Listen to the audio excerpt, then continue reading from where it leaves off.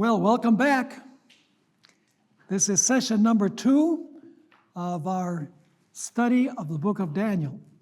Were you blessed by presentation number 1? Yes. So, is the central theme of Daniel clear? Yes.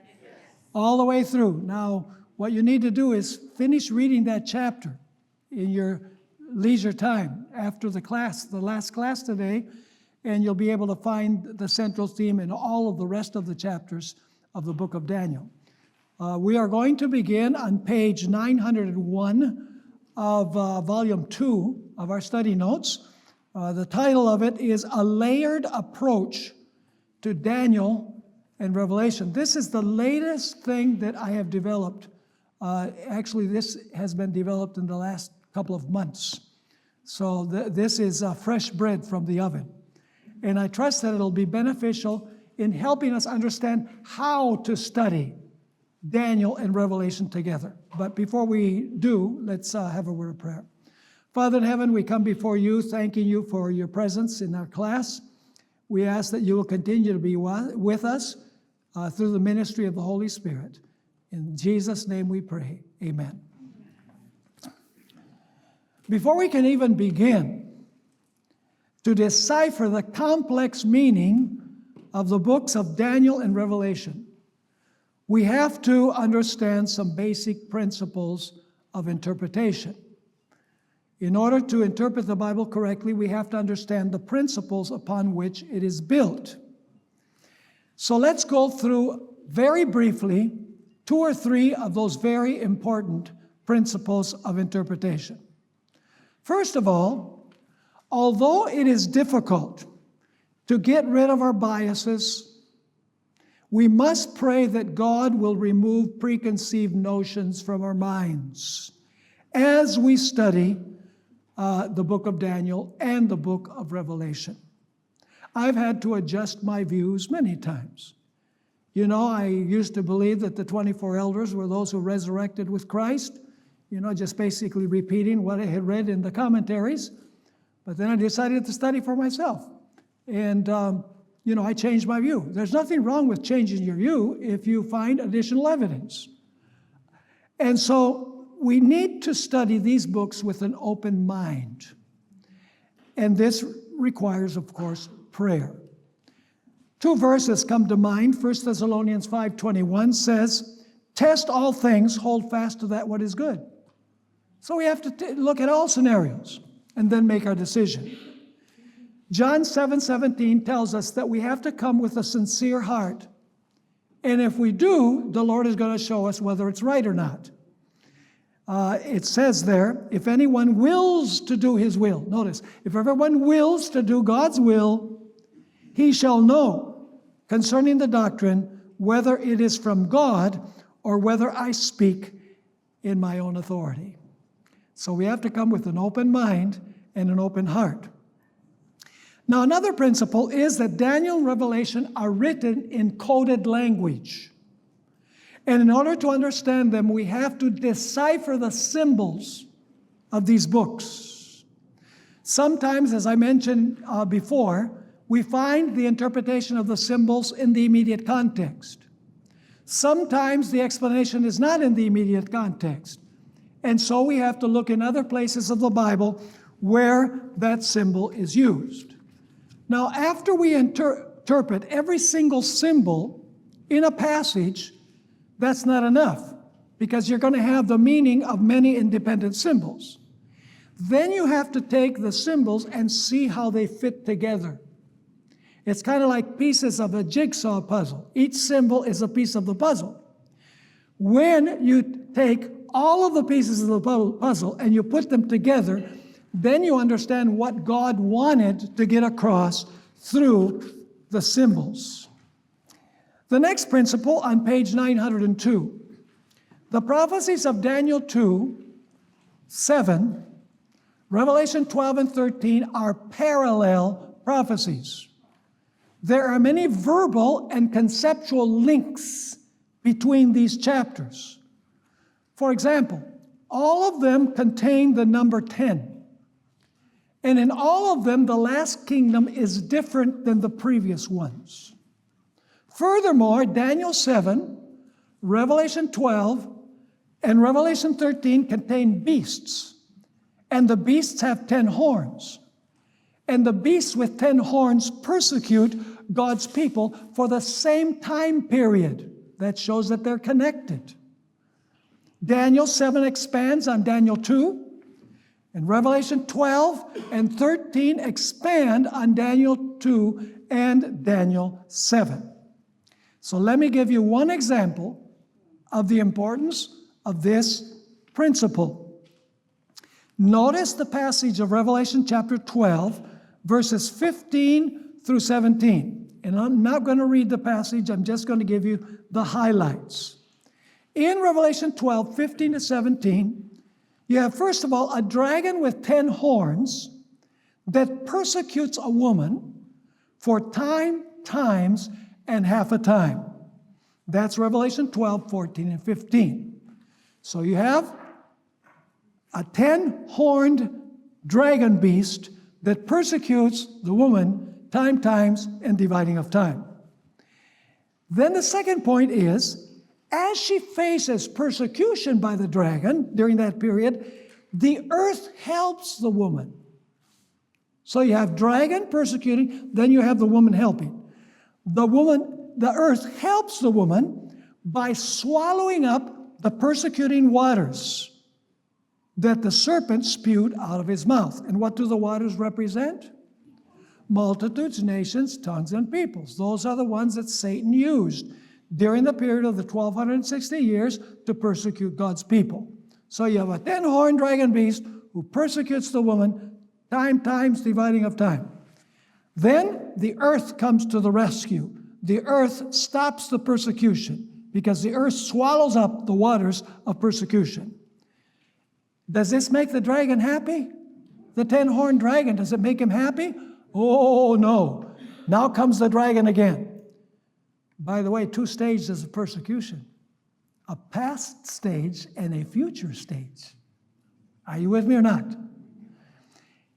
The third point is that the dragon was enraged then against the woman. Why? Because the earth helped her. He's enraged against the woman because the earth helped the woman. So you have dragon persecuting, earth helping, dragon furious again. Now notice the next chapter, Revelation 13. Once again, you have a dragon beast with 10 horns. It tries to kill a man-child. Okay? So this is a hateful dragon. And then notice this, that this dragon beast that has 10 horns, that wants to kill the child, then delegates his authority to the beast that comes from the earth. The beast that comes from the sea, rather. Are you with me or not? And then we're going to notice that the beast from the sea delegates its authority to the beast from the earth. But let's go back here. So dragon with 10 horns attempts to kill the man-child and then delegates his authority to a 10-horned beast, once again, that rose from the sea. And the sea beast then delegates its authority to a beast that rose from the earth. We see here an unbroken chain of authority between the Roman dragon, the papal beast, and the beast from the earth. Do you see the links or not? Now, each hands off the baton to the next power.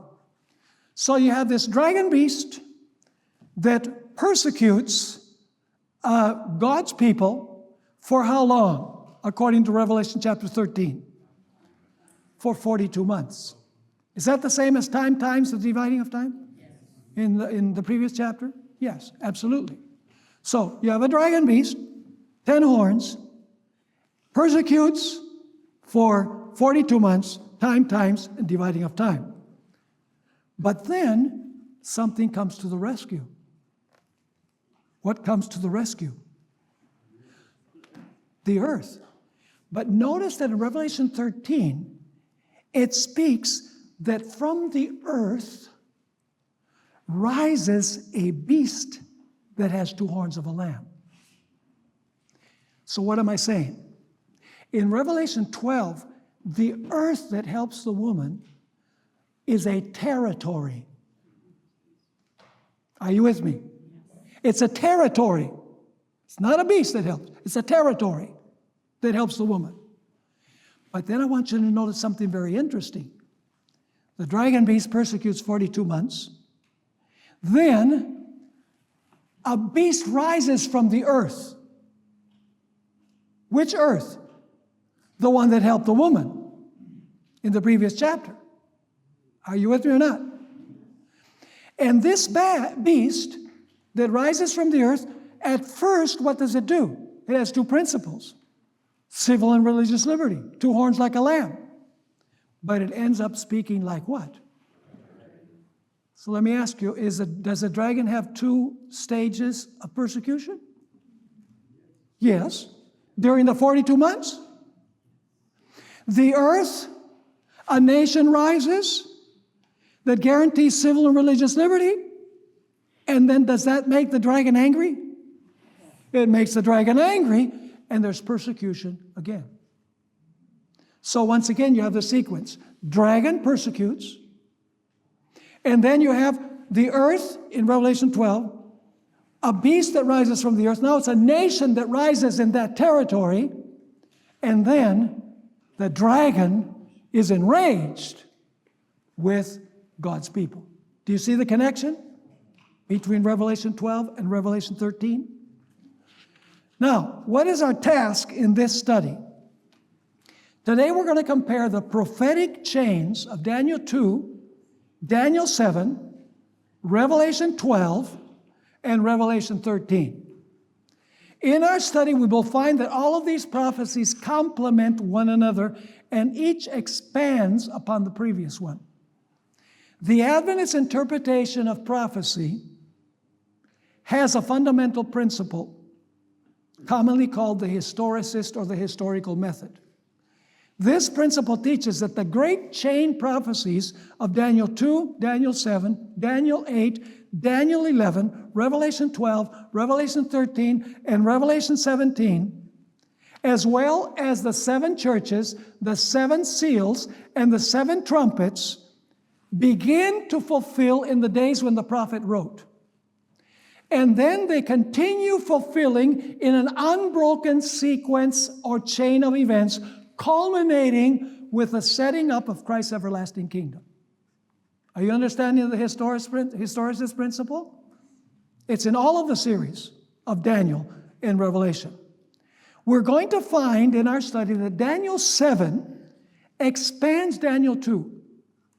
And Daniel 2 and 7 are expanded further in Revelation 12 and 13. Then Revelation 17 provides the final expansion of all of the previous chapters. Notice what Ellen White wrote about the connection between Daniel and Revelation. The things revealed to Daniel were afterward complemented by the revelation made to John on the Isle of Patmos. These two books should be carefully studied. It was the Lion of the tribe of Judah who unsealed the book. This is talking about the unsealing of Daniel 8 through 12 in Revelation chapter 10, and gave to John the revelation of what should be in these last days. What particularly does John point to? What's going to happen when? In these last days. Then it continues saying, this statement, the book of Daniel is unsealed in the revelation to John and carries us forward to where? To the last scenes of this earth's history. So once again, we have to study Daniel, but Revelation complements Daniel. It expands upon Daniel. It adds details that are not found in the book of Daniel. In the next statement, Acts of the Apostles, page 467, we find this quotation. In the Revelation, all the books of the Bible meet an end. Here is the complement of the book of Daniel. One is a prophecy, the other a revelation. The book that was sealed is not the revelation, but that portion of the prophecy of Daniel relating to the last days. So what these statements are saying is that Revelation expands upon the book of Daniel. The book of Daniel is not the final story. Daniel, a portion of it, says that portion of the prophecy of Daniel, Daniel 8 through 12, basically are sealed until the time of the end. But at the time of the end, this portion of Daniel is unsealed in the book of Revelation, Revelation chapter 10 specifically, and then you have a much expanded view of what we find in the book of Daniel. Is this clear so far? Okay, now let's notice the prophecy of Daniel 2. The prophecy of Daniel 2 contains the outline upon which the prophecies of Daniel 7, Revelation 12 and 13 build. Let's briefly review the order of events in Daniel chapter 2, which we hear in every evangelistic series. You have a head of gold. Which kingdom? Babylon, 605 to 539 BC. Chest and arms of silver, Medes and Persians, 539 to 331 BC. Then you have a belly and thighs of bronze, Greece, 331 BC to 168 BC. The legs of iron, the Roman Empire, 168 BC to 476 AD.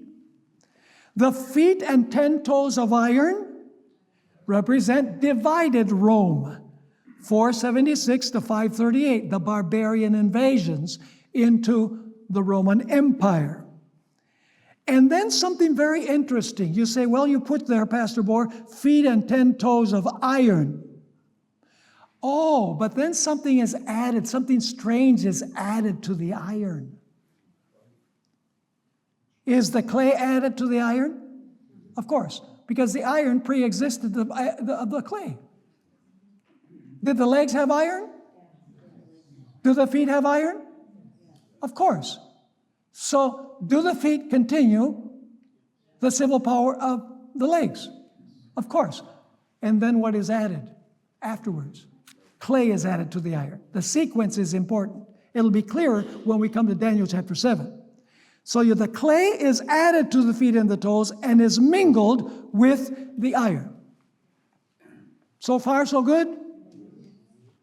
Now, it is important to remember that Daniel 2 gives us only a basic outline of events that would occur between Babylon in 605 to 539 and the setting up of Christ's everlasting kingdom in the end time. For example, Daniel 2 explains that the feet and toes of iron mingled with clay will be the last kingdom before the second coming. Do you agree with that? That the mingling of the iron and the clay and the feet is the last kingdom before the second coming of Christ? That's what Daniel 2 says. But there's more to the story. What Daniel 2 does not tell us is that there are going to be two separate periods of the union of iron and clay, with an interlude in between. I don't know if you're following me or not. I used to wonder, well, after the Roman Empire was divided into 10 kingdoms, you have the United States of America. It's not there in Daniel 2. And there's going to be a union of a church and state in the United States of America. That's not in Daniel 2. And there's no mixture of iron and clay now. Are you following me or not? So you say, wait a minute. Are there no kingdoms after Rome was divided into 10 kingdoms? We'll come back to this. What Daniel 2 doesn't tell us, remember it's a basic outline. What Daniel 2 doesn't tell us is that the iron and the clay are going to be mixed on two different periods with an interlude in between. And when we get to Revelation 13, we're going to find that the interlude is the period when the beast has a deadly wound. Before that, there was a mingling of church and state. And after an interlude, during which the papacy has a deadly wound, Once again, church and state will be joined together. Are you with me or not? Very, very important. Now, what does Daniel 2 not give us? The basic outline. This is the bottom of page 904. Daniel 2 provides very few details of the first three kingdoms, doesn't it? Head of gold, breast and arms of silver, belly of bronze. That's it. Daniel 2 does not mention, this is important, we're going to deal with it when we get to Daniel 7. Daniel 2 does not mention that the fourth kingdom would have three successive stages. It's just legs of iron. That's all it says. But it doesn't tell you that the legs of iron are going to have three periods of existence. Next, Daniel 2 does not mention that during the third stage of Rome, a power would rise that speaks blasphemies against God, persecutes the saints of God, and thinks that it can change the law. That's not in Daniel 2. Daniel 2 does not mention that the period of the feet would have two stages, with an interval where the union is separated for a period. Top of page 905, Daniel 2 does not mention how long the first stage of the feet and toes would last. And finally, Daniel 2 does not mention that there will be an investigative judgment before Christ sets up his everlasting kingdom. So let me ask you, are there gaps in Daniel 2? Tremendous gaps. Daniel 2 does not tell us the entire story. It gives us the basic outline. So what do we need then? We need an expansion, right? Yeah? We need an expansion. Where is that expansion? In Daniel 7. So let's notice. Daniel 7 describes the identical sequence of kingdoms that would rule from Babylon till the end time. However, Daniel 7 adds many details that are not in Daniel 2. Daniel 7 describes the first three kingdoms. The first is a lion. That's equivalent to the what? To the head of gold. Does it give us additional details? Of course it does. It tells us that the lion has eagle's wings. That after a time, its wings are plucked. It stands on its own two legs like a man and is given the heart of a man. I would say that that's an expansion. Then you have a bear. Equivalent to what in the image? The chest and arms of silver, right? Does it give us additional details? Yes. It tells us that the bear is higher on one side than on the other. That means that there's a dual kingdom, but one of the kingdoms would be what? One of the kingdoms would be more prominent than the other. And then, does Daniel 2 tell us that? No. Then you have a leopard, equivalent to what in the image? Equivalent to the belly of bronze, right? Does Daniel chapter 7 add details? Yes. It's a leopard, which is a speedy animal. But it's even more speedy because it has four wings of a bird. And it has four what? Four heads. Now, here's an important point. If you had only Daniel 7, you would think that the leopard had the four heads from the time it started to rule. Daniel 7 gives you simply the total career of the leopard beast of Greece. Daniel 2. But now notice Daniel when we get to chapter 8, we're going to find something very interesting. And that is that the leopard beast that had four heads did not have the four heads when it began to rule. The heads grew later. You say, how do we know that? Because when you go to Daniel chapter 10, or chapter 8 rather, you find that it speaks about a ram. The ram, it's going to expand upon the second kingdom. The ram has 2 horns. One horn is higher than the other. The bear is what? Higher on one side than on the other. Daniel 8 says that the ram has 2 horns. One is higher than the other, and the highest one came up last. And that is historically true.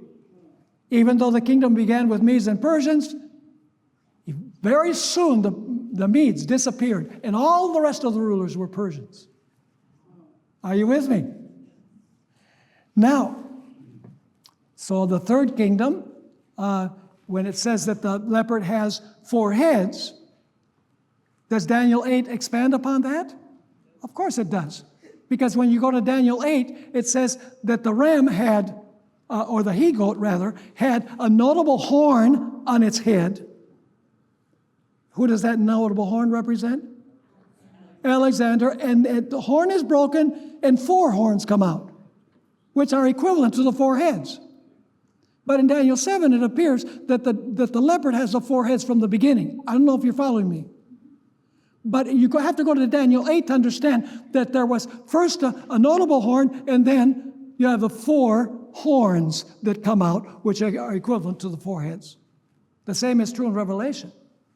You have this dragon beast that has 10 horns. It doesn't have the 10 horns from the time it begins to rule. You have to go to several different passages to know that the 10 horns came out afterwards.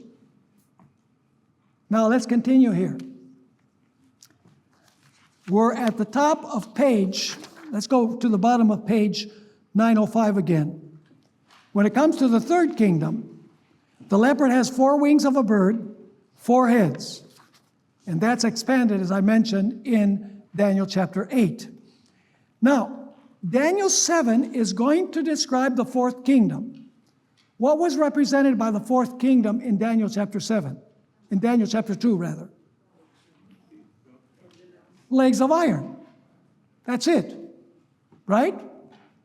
But now I want you to notice that Daniel 7 expands that the legs of iron are going to have 3 stages.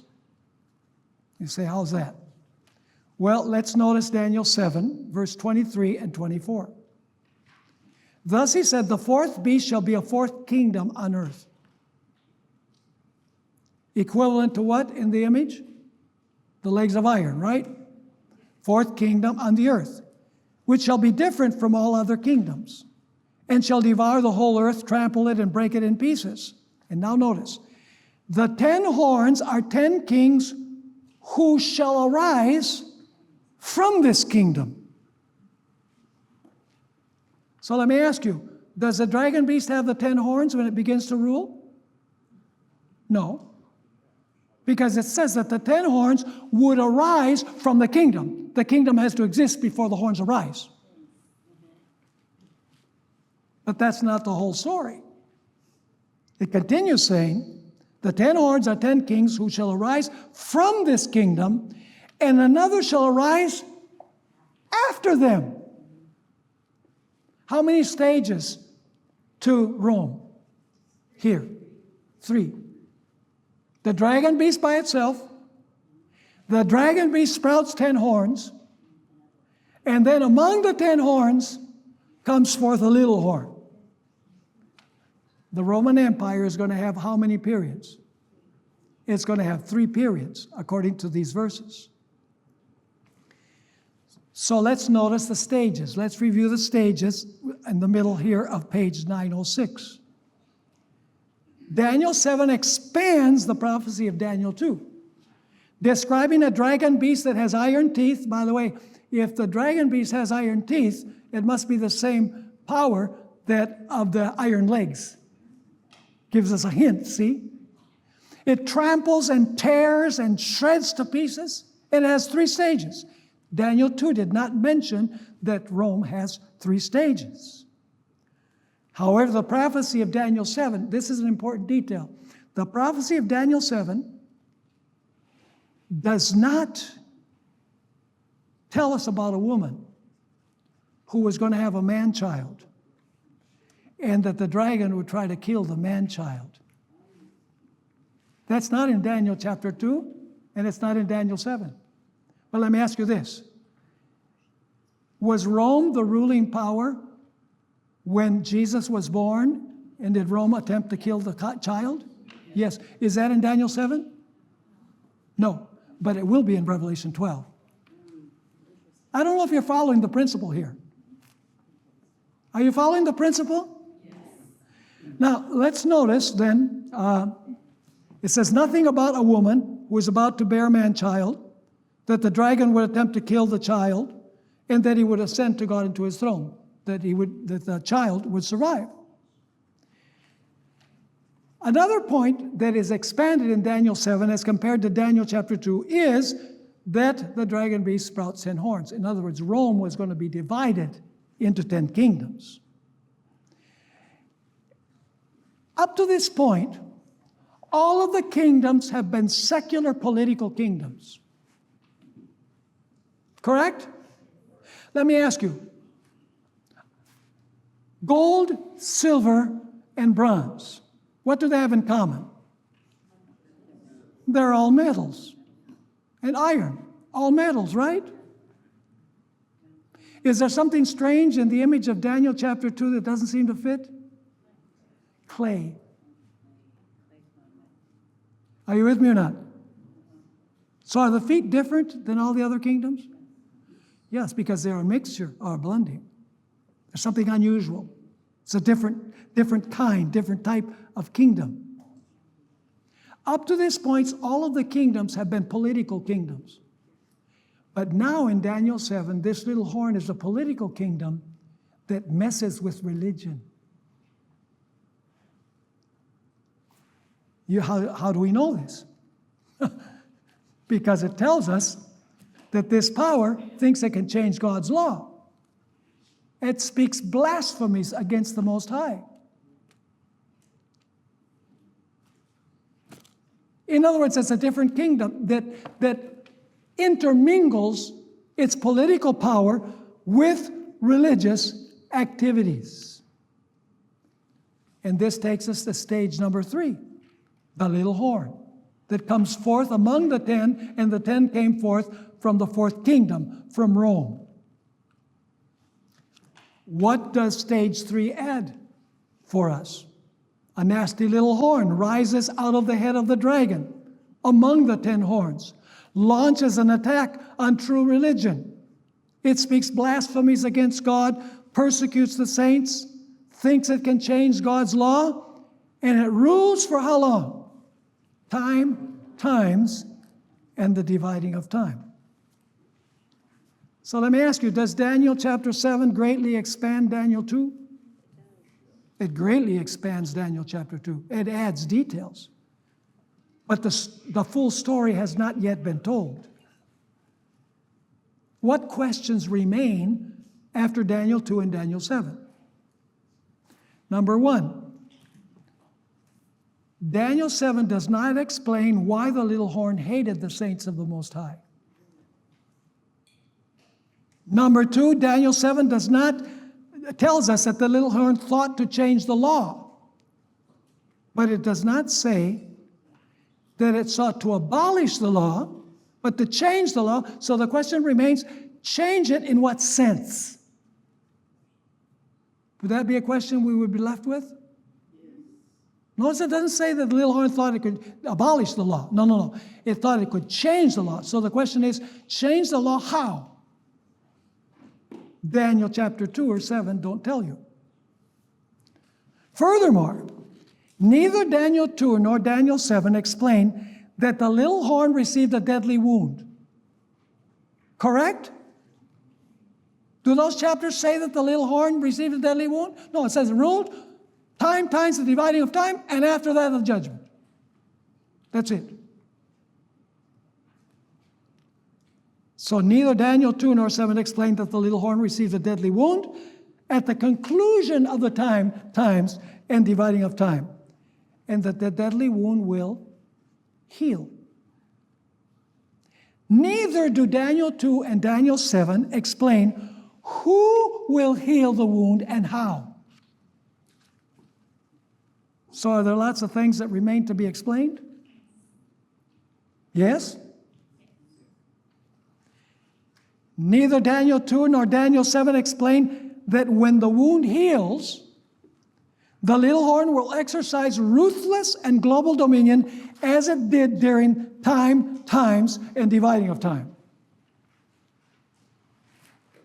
What would we do if we had only Daniel 2? We would have a very broad outline. Does Daniel 7 help us understand even better? Yes, but are there still questions that remain after Daniel 2 and Daniel 7? Absolutely. So now we have to go to Revelation 12. Revelation 12 follows the same historical flow of Daniel 7, but it uses different symbols.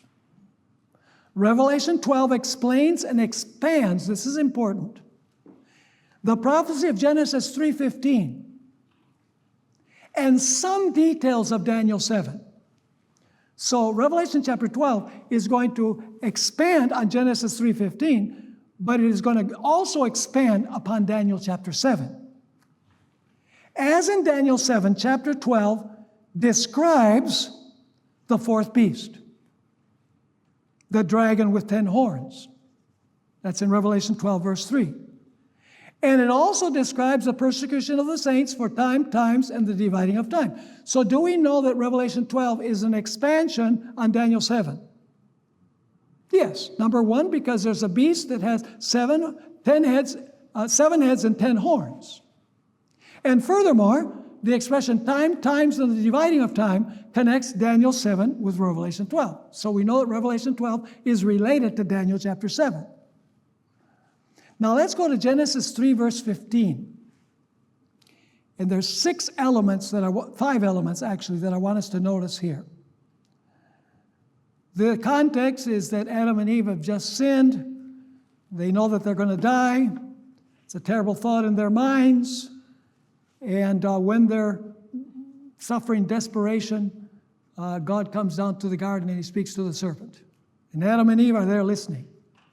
And God says to the serpent the words that we're going to find here. I will put enmity, point number 1, enmity, between you, the serpent, and the woman, third element, and between your seed, the seed of the serpent, and her seed, the seed of the woman. He, the woman's seed, shall bruise your head, the serpent's head, and you shall bruise the serpent's heel. So there's 5 elements. Enmity, a serpent, who is also identified as a dragon, the serpent's seed, the woman, and the woman's seed. Now, how does the enmity run? The first enmity is against the seed of the woman. That's where the real enmity is, between the serpent and the seed of the woman. Because the seed of the woman is going to crush his head. So it'd be a priority to get rid of the seed of the woman first. But when the seed of the woman escapes the grasp of the dragon beast, then he goes after the woman who brought the seed into the world. So first, the dragon or the serpent against the seed, the woman's seed. Then the dragon against the woman that bore the seed. And then third, we find that he goes against the remnant of the woman's seed.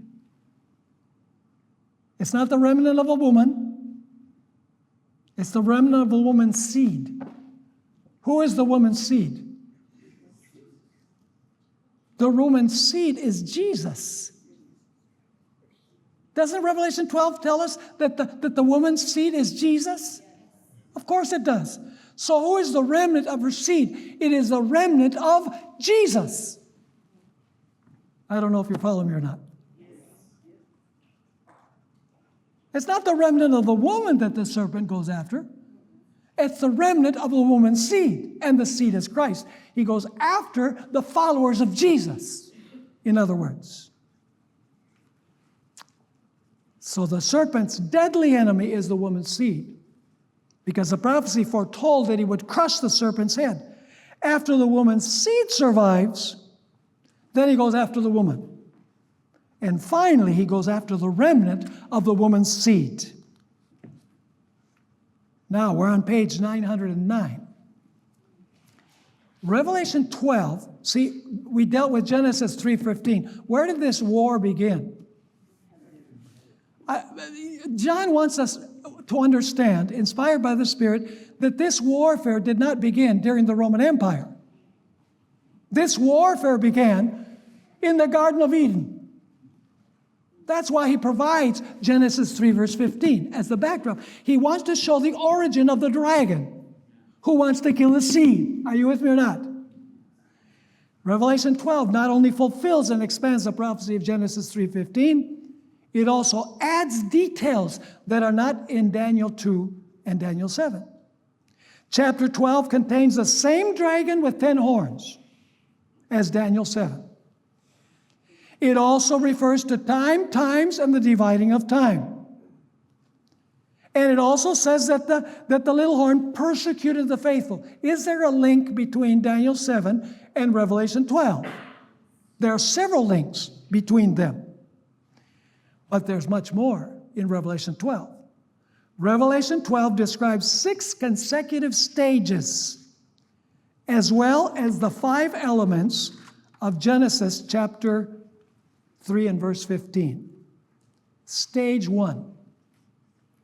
Stage 1 occurs before Christ is born, during the period of the lion, the bear, and the leopard. That's Old Testament history. That's where Revelation chapter 12 begins, in the Old Testament period before the coming of Christ. You say, how do we know that? Well, let's read Revelation 12 verse 1. Now a great sign appeared in heaven, a woman. What does a woman represent? The church. Is it the same as the saints of the Most High in Daniel 7? Same? Yes. Now a great sign appeared in heaven, a woman clothed with the sun, with the moon under her feet, and on her head a garland of 12 stars.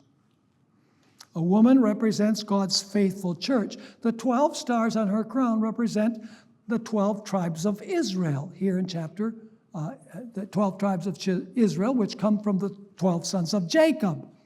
Ellen White writes in Acts of the Apostles, page 19, as in the Old Testament the 12 patriarchs stood as representatives of Israel, so the 12 apostles stand as representatives of the gospel church. So let me ask you, in Revelation 12, verse 1, are we in the Old Testament or the New Testament? We're in the Old Testament. It's the Old Testament church. The period of the lion, the bear, and the leopard. You say, how do we know that? Well, let me ask you a dumb question. Who's first, the woman or the child?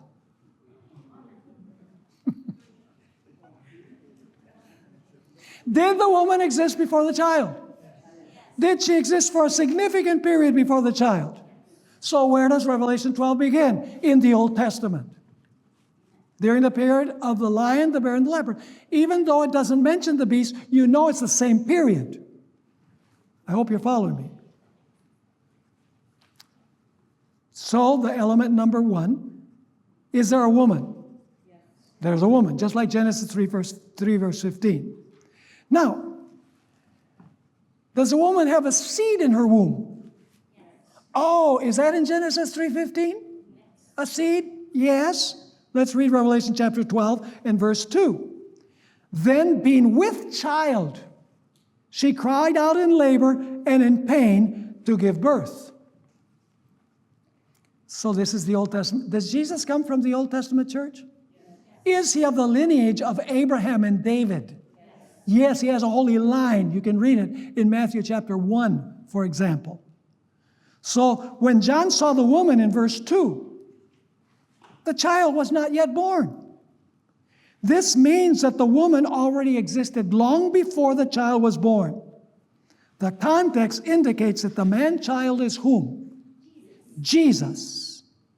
because we see in verse 5 that he ascended to God and to his throne. So we have a woman. The woman has a seed in her womb. Now we're going to find the dragon or the serpent, because the dragon is called the ancient serpent. Notice Revelation chapter 12 and verse 3. And another sign appeared in heaven. Behold, a great fiery red dragon, having 7 heads and 10 horns. Did the beast of Daniel chapter 7 have 7 heads and 10 horns? Hello, there's a link here.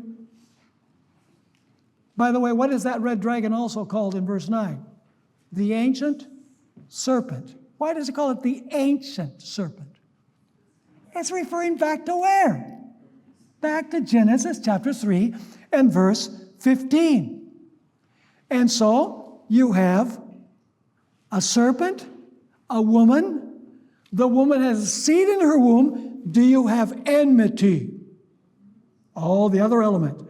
Notice Revelation 12, verse 4. Speaking about the dragon, his tail drew 1/3 of the stars and threw them to the earth. And the dragon stood before the woman who was ready to give birth to devour her child as soon as it was born. What is the primary enmity? Is it Satan against the church? Is it Satan against the final remnant of the woman's seed? No, his primary enmity, the first enmity, is with the child. Because the prophecy says the child is going to crush your head. It says, I got to nip this in the bud.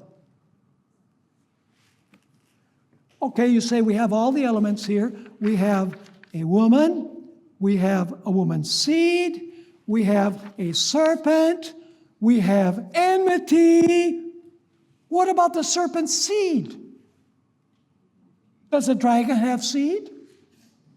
Genesis chapter 3:15, does it say your seed? Does it speak about a serpent's seed too? It does. So who was the serpent's seed that tried to slay the male child?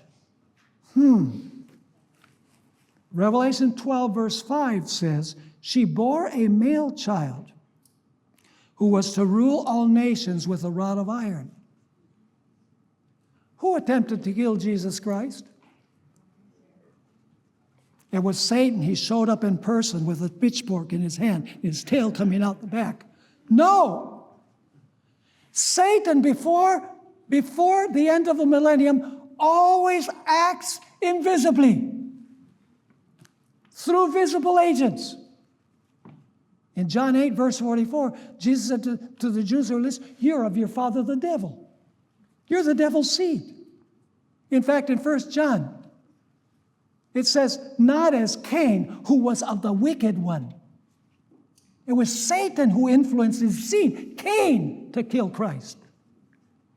Are you with me or not? And so, notice what we find in Matthew 2, verse 16. Here you have the dragon's seed. Then Herod, when he saw that he was deceived by the wise men, was exceedingly angry. And he sent forth and put to death all the male children who were in Bethlehem and in all its districts from 2 years old and under, according to the time which he had determined from the wise men. Are all the elements of Genesis 3:15 in Revelation 12? Yes.